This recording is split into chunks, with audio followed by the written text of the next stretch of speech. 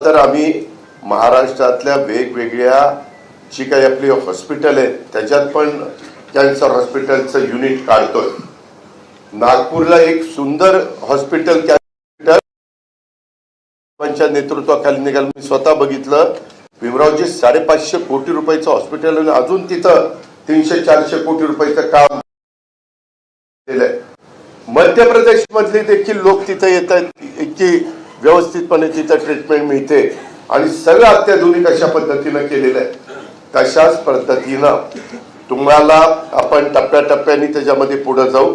मी देखील माझ्या परीनं जेवढी काही मदत करता येईल ती सीएसआरच्या माध्यमातून करण्यात करी।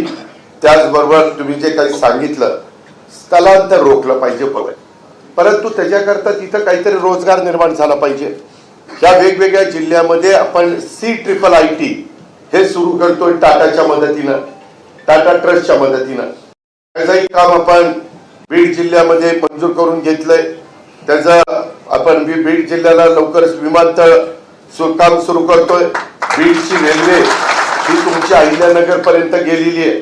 आता आमचं हडपसरचं स्टेशन झालंय, लवकरच ती आपण इलेक्ट्रिक वर कशी चालेल हा प्रयत्न आमचा चाललेला आहे। सतत आम्ही पाठपुरावा करतोय आणि त्याच्यातून ती पुढे हडपसर पर्यंत येईल।